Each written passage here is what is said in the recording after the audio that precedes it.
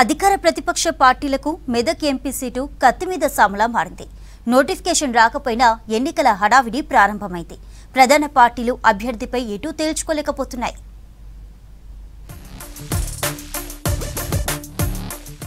మెదక్లో ఏ పార్టీ కూడా ఎంపీ అభ్యర్థి పేరును ప్రకటించకుండా మల్లగుల్లాలు పడుతున్నాయి.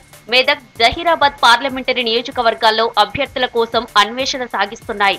ప్రత్యర్థులను ఎదుర్కొని విజయం సాధించడానికి అవసరమైన అంగబలం, అర్ధబలం ఉన్నవారిని ఎంపిక చేసేందుకు కసరత్తు చేస్తున్నాయి.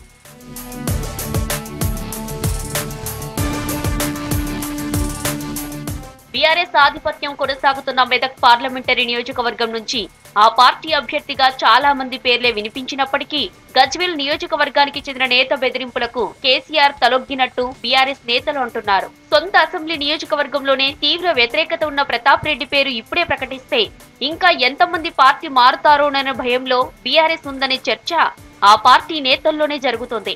మెదక్ నుంచి మాజీ ఎమ్మెల్యే మైనంపల్లి హనుమంతరావు పేరు వినిపించినా ప్రస్తుతం సైలెంట్ అయ్యారంటున్నారు నేతలు. పటాన్చెరుకు చెందిన నీలం మధు పేరు కూడా తెరపైకి వచ్చింది.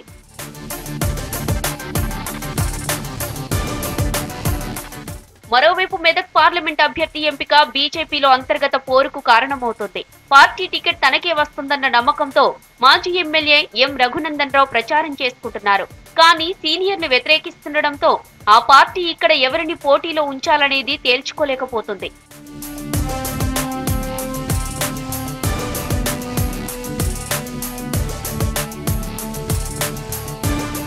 సిట్టింగ్ ఎంపీ పార్టీ మారడంతో జహీరాబాద్ పార్లమెంటు నియోజకవర్గంలో బీఆర్ఎస్ అభ్యర్థి ఎంపిక కష్టంగా మారింది. ఆ పార్టీ నుంచి వరుసగా 2 సార్లు ఎంపీగా గెలిచిన బీబీ పాటిల్ ఇటీవల బీజేపీలో చేరి ఆ పార్టీ టికెట్ దక్కించుకున్నారు. దీంతో గాలి అనిల్ కుమార్ ను జహీరాబాద్ నుంచి బరిలో దింపాలని గులాబీ పార్టీ నాయకత్వం యోచిస్తున్నట్టు తెలిసింది. గత పార్లమెంటు ఎన్నికల్లో ఆయన కాంగ్రెస్ తరపున మెదక్ నుంచి పోటీ చేసి ఓడిపోయారు. జహీరాబాద్ నియోజకవర్గ పరిధిలో 1,00,000కు పైగా మున్నూరు కాపు సామాజిక వర్గానికి చెందిన ఓట్లు ఉండడంతో అదే సామాజిక వర్గానికి చెందిన అనిల్ కుమార్ వైపు బీఆర్ఎస్ మొగ్గు చూపుతోంది.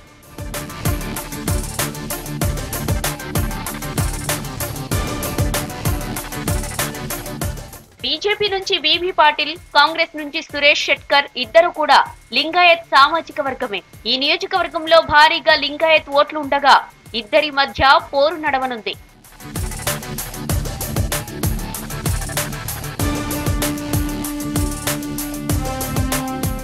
మెదక్లో 7 అసెంబ్లీ నియోజకవర్గాల్లో ఒక్క మెదక్ అసెంబ్లీ మినహా అంతటా బీఆర్ఎస్ ఎమ్మెల్యేలే ఉన్నారు. కానీ అభ్యర్థి ఎంపికపై ఎటూ తేల్చుకోలేకపోతుంది ఆ పార్టీ.